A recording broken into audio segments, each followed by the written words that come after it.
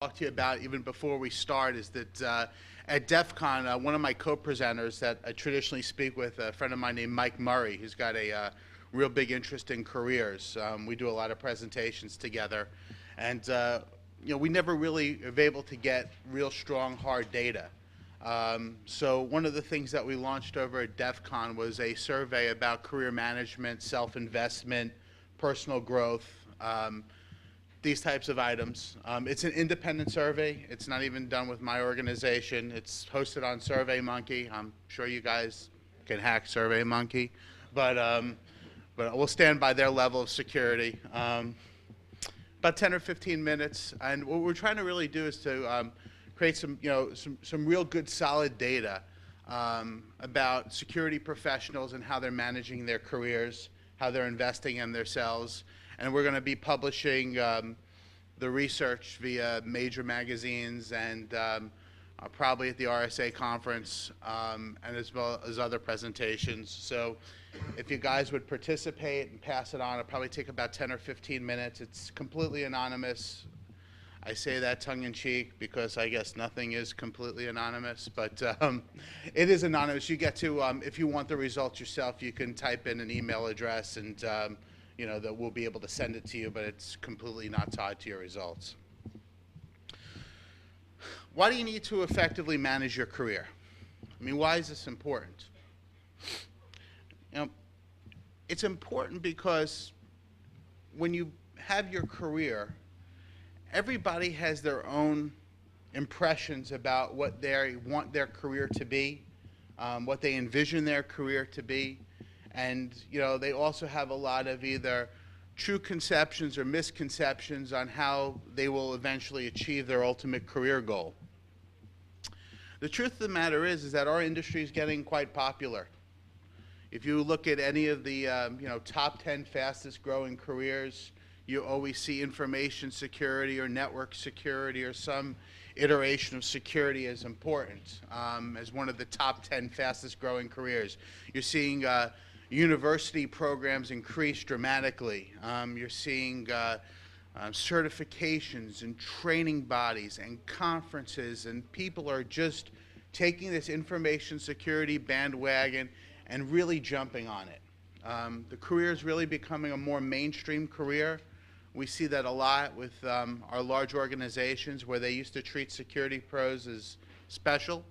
Now, if an organization is going to be laying off 10% of their folks, I guarantee that 10% of the security team will be affected as well. When it comes to compensation trends, security is not getting special skills consideration as much as it used to. The competition for your positions and the most sought-after positions are increasing.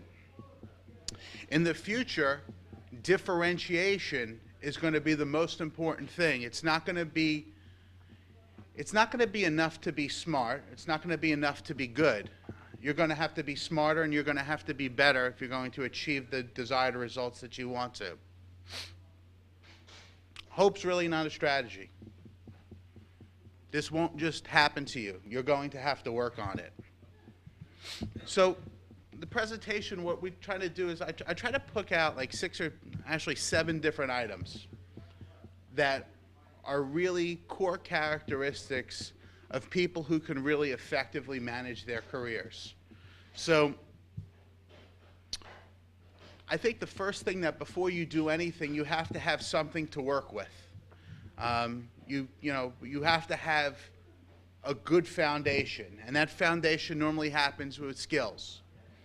If you don't have skills and you don't have something that is of value, you traditionally don't have a career to manage. So you have to figure out what skills you possess, and that's unique. What are your strengths? What are your weaknesses? Are the weaknesses that you have, are they worth developing? Are they critical to your long-term success? You should also figure out what you do best, what you do better than most people. You're going to hear that theme of differentiation through the presentation. That, I think, is going to be key. You always have to try to express what it is that you do better than other people. What are the things that you're most proud of? You also have to stay relevant. I mean, I remember recruiting in the mid to late 90s and finding, people who had skills with firewalls. And back then, finding somebody with firewall skills was like hitting lottery. Now everybody has firewall skills. Skill sets in information security, if you are not current, you become obsolete very quickly. Some of the folks that were running around as quote-unquote rock stars at, in the late 90s, early 2000s, their skills have been blended into, what I consider to be very commonplace today. If you don't adapt, you're going to become obsolete. We have a running joke in our office that nobody ever failed an interview because they were too technical. I've never seen that once in 13 years. No one said, the person's a great candidate, but they just know too much about technology. But I've had tons of people fail interviews because they say, oh, I used to be technical, but I don't do that anymore. That's not a badge of courage. It's not a badge of honor. People don't like to hear that. But people are very proud of the fact that they're past that. They think that that's good. It's probably one of the biggest misconceptions within this industry and within people who are quote-unquote managers. It's those non-technical managers who are going to be looking for positions in the next 90 days. When companies thin themselves out, when they start realizing, they start saying, who's critical to the day-to-day operations and who's critical to our long-term planning? And what they normally do is that they trim the middle. So the folks that have kind of been skating by on their quote-unquote organizational skills traditionally are the ones that are effective when there are downturns. So it's important that you really have to have a crystal ball. You have to see what's happening in the future. You have to be a little bit ahead of the game. And I think that an organization like Owasp, from the evolution of this organization, I think that they've done a really good job of marketing and promoting the agenda of application security and web application security. And I think that you've really kind of brought on a lot of folks jumping onto that bandwagon and picking up that skill. Now the thing is that when anything gets mass marketed, take for instance something like a CISSP, the more people that own those certifications, the less relevant your certification becomes. So the more people that have it, the less need that it is, the less need that there is for that skill. So whatever certificate, and I'm not picking on CISSPs, I'm not picking on certified ethical hackers or one of the 40,000, the SANS GX certifications. I'm not picking on any of them. But at the same point in time, if you're a member of those types of organizations and those certifications, I think it's very important for you guys to play active roles in your memberships, to police those memberships, and to make sure that you guys keep the bar high for people to share the same badges of honor that you guys share. And I think that when you look at OWASP, I know there's always been talk about OWASP certifications and the development of an OWASP certification. If you do that, if that winds up coming to pass, my best advice is to set the bar high so it means something.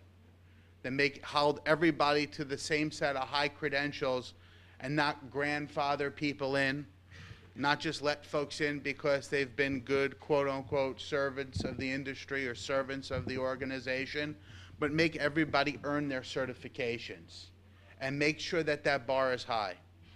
Because when the bar remains low, the people who actually get those things, get the certifications, it just devalues them. Another habit, excellent communication. So it's just by a show of hands. How many people by a show of hands think that they're good communicators? Okay. How many people think that a majority of the people that they work with are good communicators? It probably tells you a little bit about yourselves, right? The truth of the matter is communication is a skill just like any other skill. Whether it's written, whether it's verbal, whether it's presentation and spoken, all communication is a skill and it needs to be developed. I figured I'd give you guys just some areas that I think are, communication skills that everybody possesses or everybody has to rely on, and some guidance just about resumes. There are probably, I don't know, hundreds of books about resumes. Everybody has opinions on resumes. The opinions are, free advice, so you get what you pay for, right? So the truth about resumes, and I see them, is that what a resume really is the paper version of you. It's the chance that you have to actually present yourself to either a peer group, a prospective, a potential employer, when you're applying for additional education or a speaking slot or whatever it is. Your resume is really the paper version of you to somebody who doesn't know who you are from day one. So a couple things that I think are very key in effective resumes. Number one is that you at some point in time to quantify your results. It's not just enough to say that you have a skill. You should be able to say that the skill that you have has affected something in a positive way, and to show that in relevance that the audience looking at that resume is going to say, wow, if they affected that change over at their organization, they can do the same thing here for ours. Focus on things that are relevant. I see sometimes that people list, when, they're 20 years into their career and they're listing like an internship that they had, in 1988. I think that what you should do is that you should think about the things that are the most relevant to the positions that you're searching for and the most relevant to your career goals in general. You should also have a very good understanding of what you are qualified to do. You should apply for positions that are logical for you to go out and actually achieve them. And I'm not saying that you shouldn't reach and that you shouldn't have lofty aspirations. But somebody who has been a security engineer for 4 or 5 years and have managed a couple projects with some people is not qualified to be a chief information security officer. Objective statements in most resumes are death. Everybody tells you that you should write an objective. The only time that you should use an objective in a resume is if the objective is to get the exact job that you're applying for. Your resume, for wherever you send your resume to, you should know about the position that you're applying for, and you should tailor, if you are compelled to have an objective statement, the objective should be to gain employment at your company in some sort of quasi-marketing form that makes you look good. But it should really kind of focus on whatever that position is at hand, which really shows that you understand your audience. Things that are bad. Redundancy. It's the #1 killer in length in resumes. When resumes get too long, people stop editing the things that they did in the past. You only have to tell somebody that you did, your resume should show a progression. If they show that you've been running on your career's been on a treadmill for quite some time, chances are it's not going to fly well with somebody looking for somebody who's going to, affect new change in their organization. You shouldn't embellish. People like to say that if I manage bigger projects or more people or, bigger organizations or have loftier titles, all those types of things don't mean anything. They just don't. If anything, unless you're dealing with somebody who's really skilled at looking and judging that resume itself, a lot of times they will scan, most like internet type programs or corporate internal recruiters will scan you out because they'll say, this person's overqualified. You should really focus on the things that you have done and make sure that you can validate them. Don't think that scale is a real, scale is really not as important as what it is that you've done and the effect that you've had Listing a whole bunch of keywords. Security is not a keyword business. It just isn't. There are about so many different disciplines within our industry. So if you keyword something, most people are going to say, it'll get you to like the, through the HR filters and everything like that, but when it comes down to it, you will meet somebody who actually knows something deep about one of those keywords, and they will grill you on it. And when they grill you on it, and you don't know much about it, they're going to say, why the heck did you list it? Is everything else on your resume inaccurate? So you should be very focused on accuracy. I'll tie this one in. I've never met, I see resumes all day long that have the word expert on it. Anybody have a resume that claims that they're an expert in the room? I'm sure somebody does. Anyhow, the experts that I know don't have to tell anybody that they're experts. People know that they're experts. Question? I do recommend using appropriate keywords, however. Don't keyword is yeah. But you won't get past my filters if you don't use appropriate keywords. Well, as long as you know about it. I mean, if you don't list a keyword that, if you're very good at software security, you can list any keyword about, as long as you know about it, but don't list the language that you don't understand. So just be accurate, so don't embellish. But yes, you should use keywords that you're proficient in. And don't hide from the truth. If you've had a misstep in your career, something didn't work out too long, you were at a job for 60 days and it didn't work out, everybody's allowed a mulligan. Everybody's allowed a bad decision. I think sometimes showing somebody how you deal with adversity is a lot better than hiding from it. I think it's a good characteristic and it's a good quality. And if somebody doesn't value that as a character, as a quality, you probably don't want to work for that type of a person, because nobody here is perfect. We've all made mistakes and bad judgments in our careers. And you know what? We either reap the rewards or we pay for the consequences. Another good trait that people have is that they're good interviewers. You know what the number one reason that people fail interviews are? Anybody have a guess? It's a lesson that you learn in grade school. I'll take this from Jeff Foxworthy. You everybody watch that? Are you smarter than a fifth grader? They don't do their homework. They don't do their homework about the company. They don't do their homework about the person that they're talking to, or the people they're going to be meeting with, how their roles are going to interact with other folks. They come to the meeting ill-prepared. They don't understand how what they're doing is going to affect the business as a whole. And if you come to an interview ill-prepared, chances are people will say, well, if they can't take the time to actually prepare for this, what am I going to get when they're an employee? Another thing that people deal with is just making a good physical presentation. I must be spending too much time, but making a good physical presentation. Understanding that take your time to dress, to clean yourself up, to get yourself a nice shine on your shoes. Anything that makes that presentation a little bit better. And if you feel uncomfortable doing that, come the way that you are, and understand that if you require a culture that doesn't force you to dress in a suit and tie, or if you have come to a culture that where you want to wear open-toed shoes and work whenever you want to and dress however you want to, come to the interview that way. See how the employer actually reacts. If they say, hey, look, you know what, it's really not our culture, it's completely fine. You've learned a lot about what you'd be getting yourself into, and you'd know right away that it wouldn't work for you.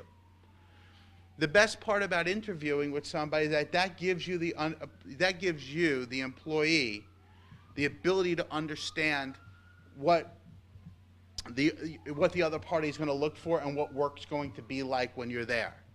It also gives that employer the ability to look at you and say, well, what's this person going to be like to work for? Really, during the interview process, you should make sure your communication is concise, it's effective, and you do things very clearly. And when you're going to interview, one of the good things that you should do is you should understand your market value walking into that interview. You should be very clear about your compensation needs walking in that door, because that can save yourself a whole lot of time, and it'll save the other organization a whole lot of time. If you're looking for X and they're only willing to pay Y, you'd be better off to tell them that up front before you take a vacation day off of work. People like to think that, well, I won't tell them about my money situation, and then when they really like me, then I'll spring it on them, and they'll pay what I ask for. It doesn't work that way. Somebody's laughing, so that might have happened to somebody. But the truth of the matter is that you should set parameters from the start. Unfortunately, we still live in a society where your next job is based somewhat on the market value and what you're previously earning. That's just the way that HR functions work. You have to understand that, and if there's a specific compensation need that you have going into the interview process, after you've had the first conversation with somebody and you're going to actually get on site, you should have a discussion about money, because you should not be wasting your time. If money is that important to you, if that is a deal maker or a deal breaker, you should be very forthright about it. You can have it with the HR person, you can have it with the other person, and then you say, look, people like to understand parameters. So if you can do that, that's very helpful. And I think that, what's very important is that when you go through an interview and you kind of like what you heard, I think you should tell the employer that you're interested in what they're doing and you're interested in moving forward. I think you should make your intentions known. People like to understand that. They like to understand somebody's level of interest. And the ability to communicate that is a lot of times effective. Some bad things, I would just say that, people like to read their own press clippings. They think that companies need their skills. Everybody's indispensable. The only person that's not indispensable is my office manager. Everybody else is indispensable. But, no, the truth of the matter is that, there's a lot of competition out there.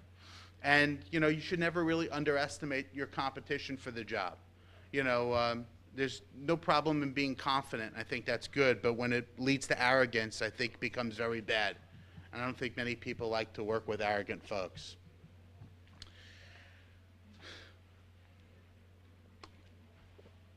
It's also very important to have an open relationship with your managers.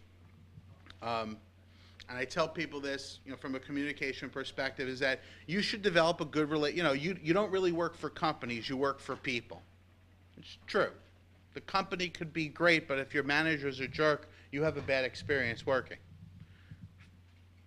So you should be very, you should talk to them. I mean, if you're at a point where, you should work on building that relationship with your management, to have them in a situation where, you can talk logically about your career with them. You can talk about some of the financial needs that you have. You can talk about life changes that are happening in your life.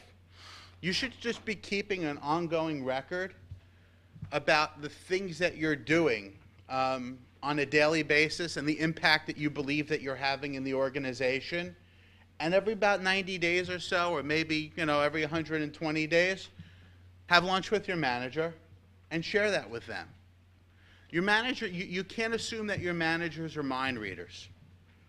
They don't have superhuman powers.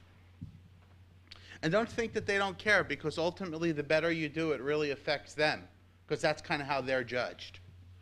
I think that, if you have good skills and you have a good, honest relationship with your managers, I don't think you have to fear consequences. Has anybody ever told their boss that, that they went on an interview? What was the result of that discussion? They were fine with it. Mm-hmm. I think they like that you're open about that. Mm-hmm. Did you get any result out of telling the boss that? I think they were supportive. That you went on the interview, or they were like, hey, we got to keep you? Well, it was within the company. Well, that doesn't count. I'm joking. Anybody go on the interview outside the guy in the back? Yeah, they asked if there was anything they could do to keep me where I was. Uh-huh. And I told them I was pretty happy, but it was too good of a position to ignore. I gotcha. Well, did you wind up taking the position, or did? No, I didn't. I actually stayed where I was. Good. Yeah.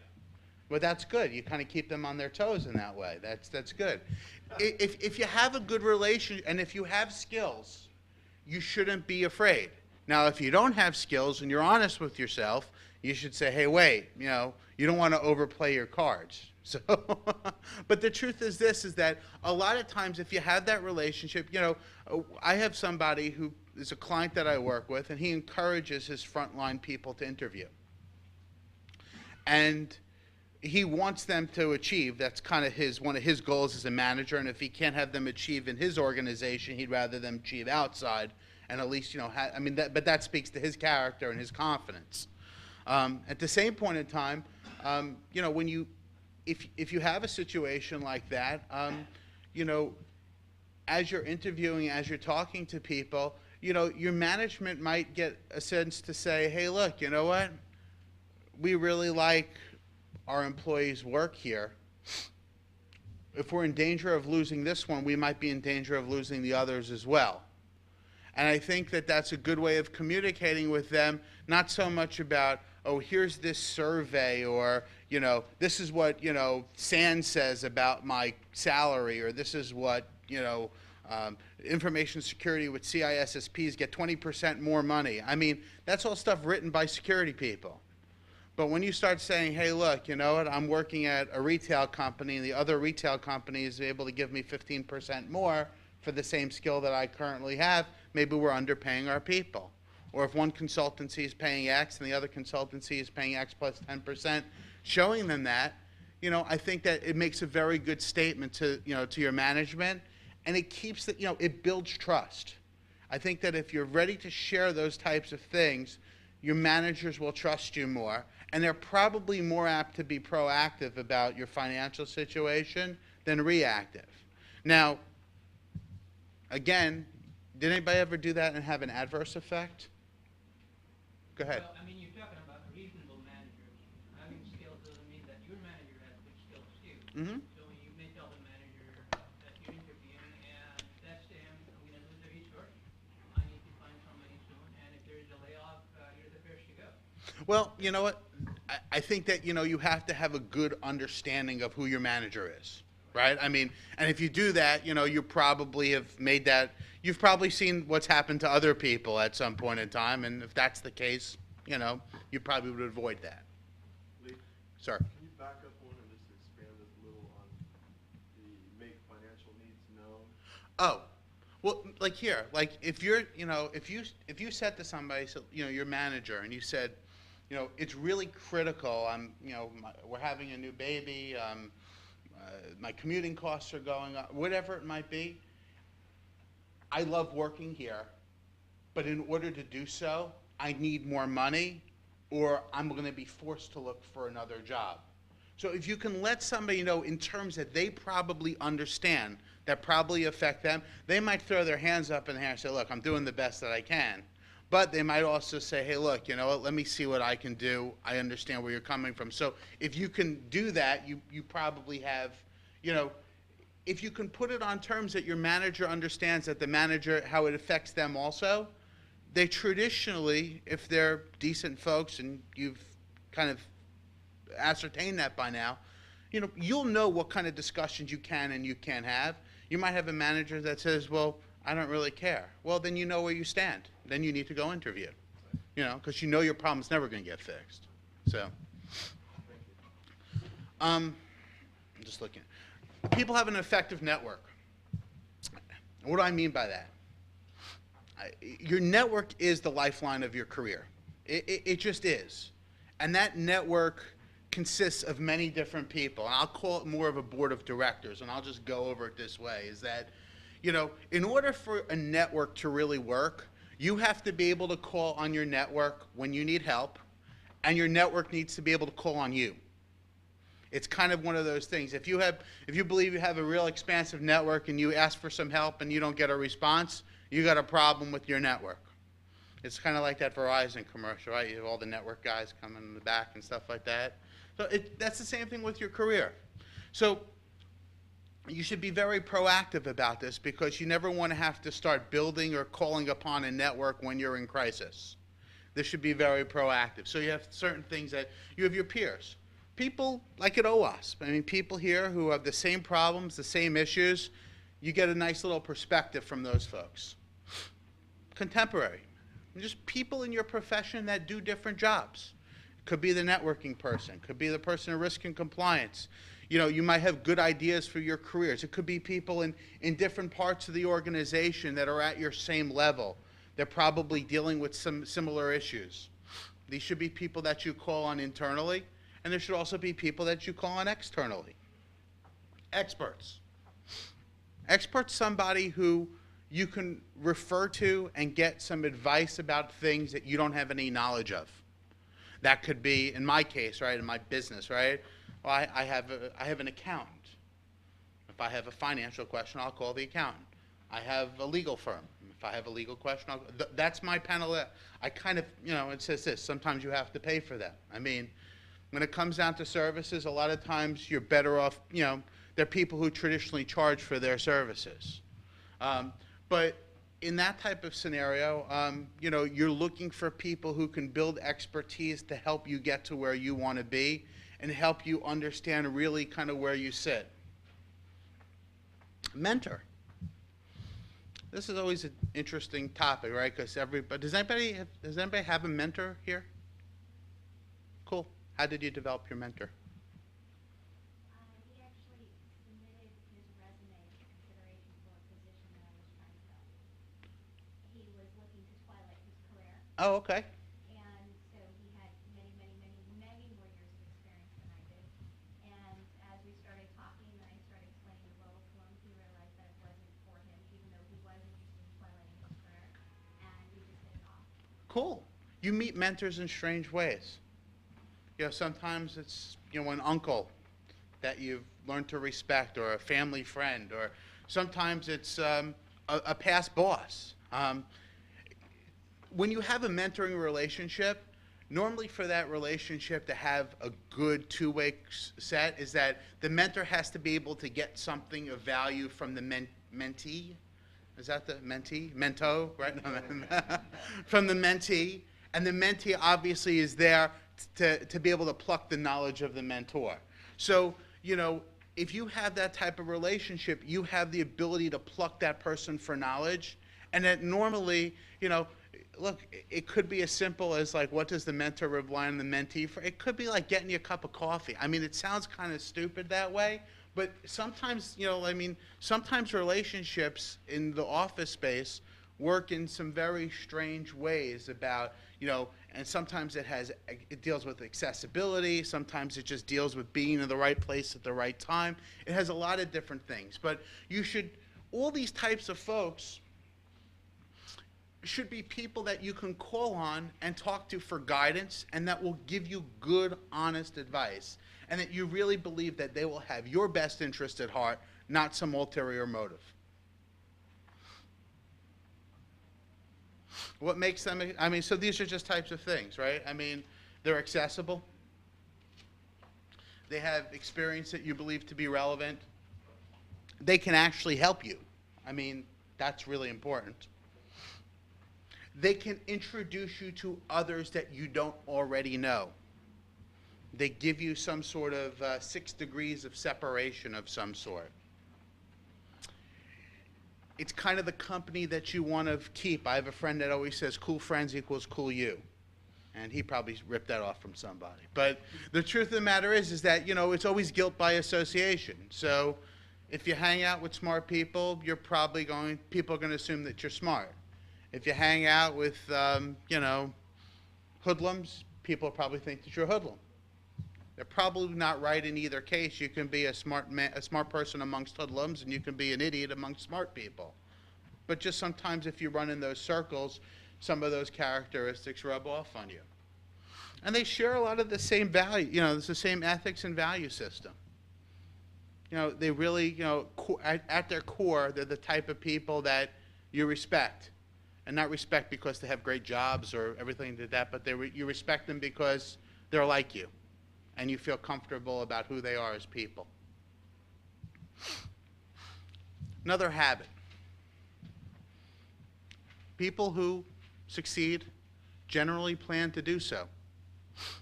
Here's a question I have for you all. We ask it on that survey. How many people have a written plan for their career?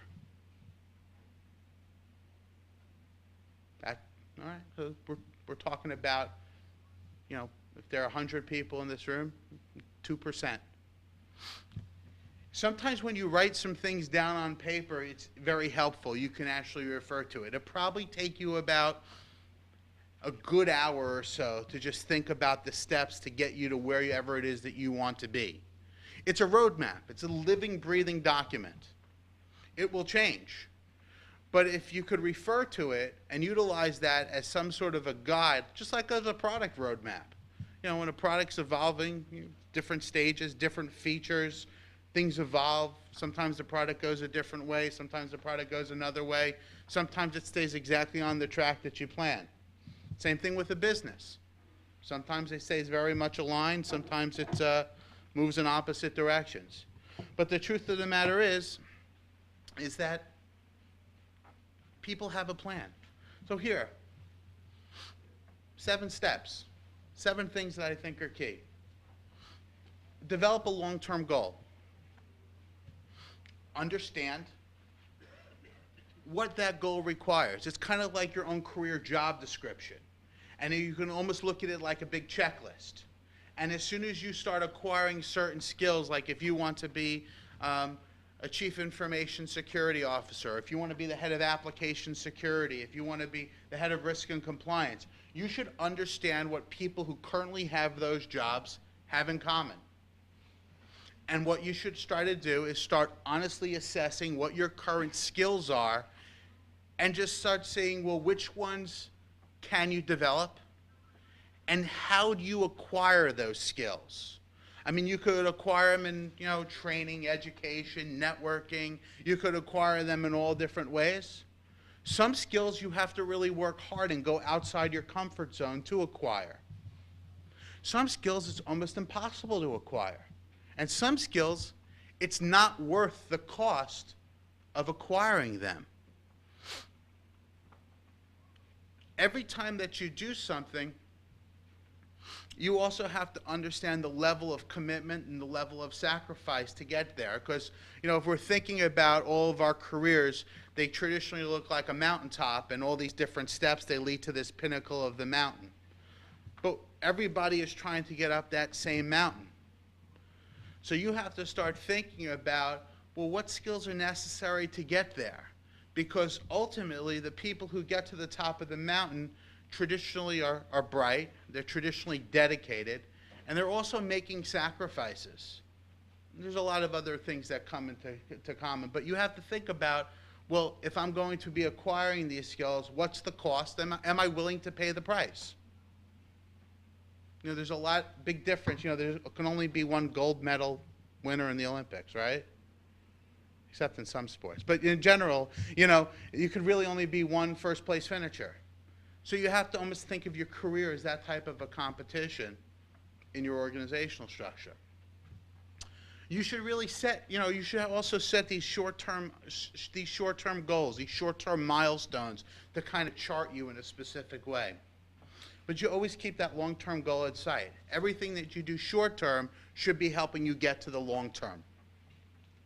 And just understand that your career plan can change, but if it changes, it changes because something happened in your life. It changed basically because you want it to change. Here's some hints. 10 minutes? Good. Some hints. Find somebody that has the career that you want and try to emulate them. Back to sacrifice.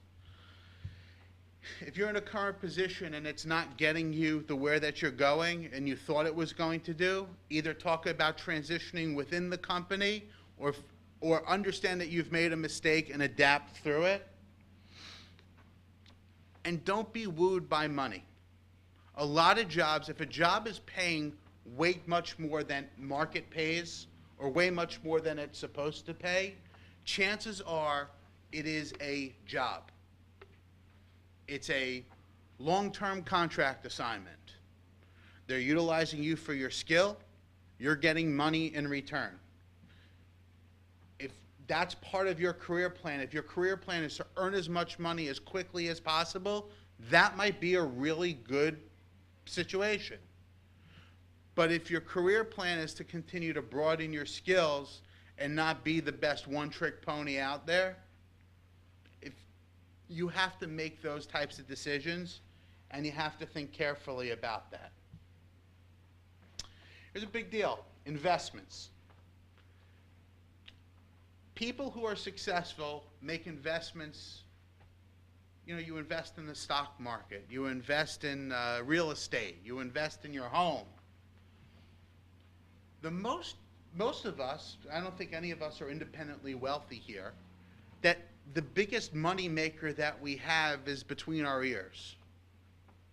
So invest in that. And that could come a lot of different ways.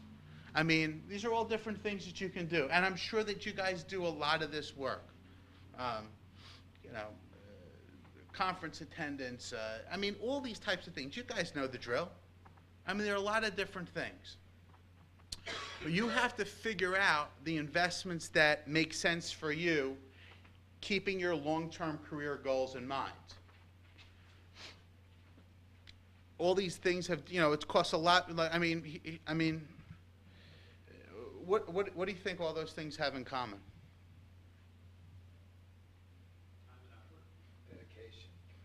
Commitment, time, effort, and money. None of those things are free. So here, I'm going to give you my 3 rules of self-investment. Because everybody asks us, well, which certification do you get? The truth of the matter is that any investment that you make in yourself and on your career is money well spent, or money or time well spent. And whenever you're doing that, you should be doing that because you want to do it, not because you think that if I do it, I'm going to get more money, or I'm going to get a better career, or I'm going to get... Do it because you want to do it. And if you do it because you want to do it, chances are it will help you get there.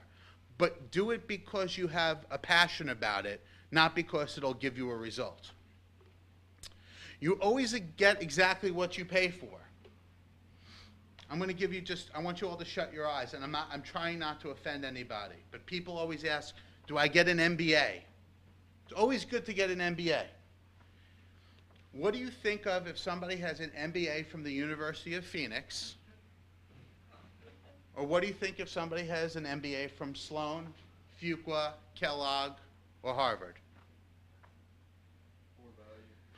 Of course more value, because it's much more difficult to get an MBA from those other places. You start differentiating yourself. I always tell people is that when you're making these investments, understand what others' perceptions will be of those investments.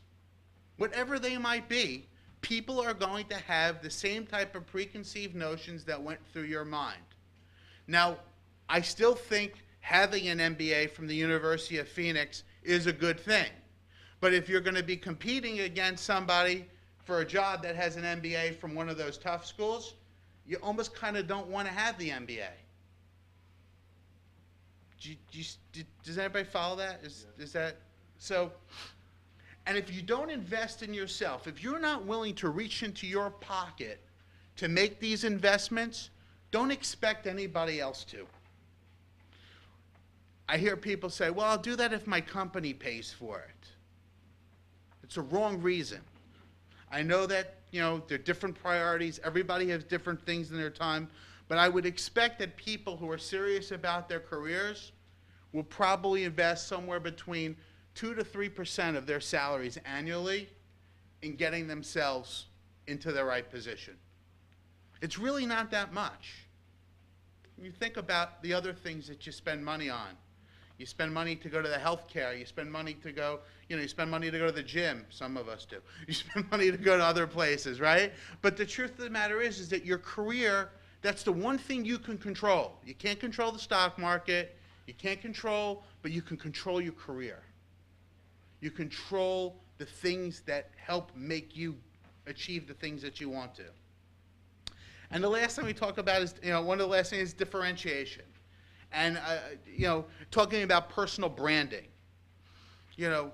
Everybody should work to develop their personal brand. And when I talk about personal brand, I'm not really a marketeer. But a personal brand is basically what other people think of when they hear your name. Why would somebody choose you? By building, and you could do it anyway from being involved in Owasp, Tom Brennan here in New York City. I mean, he's Mr. Owasp. I mean, you know that, and you just get it, right? I mean, you just get it that, you know, he's passionate about it, he's there with it, and you know what? By that, he's, you know, if you thought about web application security in New York, probably the first person you'd think about would be Tom. You probably would. At least in my business, you would. But the understanding is this, is that you build brand by the things that you do, things that happen internally in your company. If you're the person who's always on time for meetings, if you're the person who always gets things done in a deadline, if you're a person who just, you know, is always there, or if on the convex is that if you're the one that's always late, if you're the one that always is not pulling their weight on projects and assignments and stuff like that. Your brand can be developed in positive and negative ways. But you have to think about your branding is the thing that will eventually differentiate you from others. And it could be things, they don't have to be publicly facing things. They could be things that are done quietly amongst peer groups. Everybody has the opportunity to do this in the information age. It just becomes a question on how you pull it together.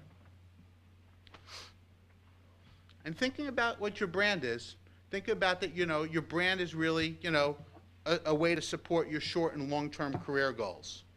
If not, you have to adapt or change your brand, or you have to adjust your goals to mirror the brand that you've developed. Either way, do it for what you want. And the last habit I have is something that I don't really think can be taught. I think that there's certain things that, you know, you talk about, you know, in sports they always say intangibles, things that you can't teach. When they rate, well, they said that the Mets have better pitching than the Cubs, but they lack intangibles because they can't win a game in September. So you have all these different types of things, right? You're either a clutch player or you're a choker. There are all these different types of things, but you have to, you know, when you start looking at your career, you have to figure out ways to demonstrate intangibles. And I'm going to throw, there are many different things, but I know I'm short on time, so I'm going to give you 3 Ps. Perspective. I'll define perspective of understanding of where you are, so where you were, where you are, where you're going, and what it takes to get there. That means being able to assess where you are, not forgetting where you came from, understanding how you get there, and the way that you want to present yourself internally and externally along that journey. It's about how you treat others. It's about how you value yourselves, how you value others, how you lend yourself to the community, how you take advice from the community. All different types of things, making sure that you know that you'll meet the same people on the way up as you will on the way down. Giving people the same courtesy and respect that you think that you deserve. Patience. People screw up because they're impatient. The grass is always greener. I have a friend, he's 40 years old. He's followed every darn get-rich-quick scheme in the world. He was a day trader. He was a mortgage broker. He was, I mean, he's had every job in the world. He worked at a .com. He's done everything like that, but you know what? He's 40 years old, and he has no career because everything was a shortcut. The truth of the matter, to get to that top of the mountain, it's a long journey. People always say that in acting or singing, my wife's a playwright, so I always think about, you know, when somebody, you know, goes on Broadway, oh, they're an overnight success. It's just one really, really long night. So you just have patience and passion. You can't fake it. You can't hide it. All leaders possess it in some way, shape, or form, and you know when it's not there.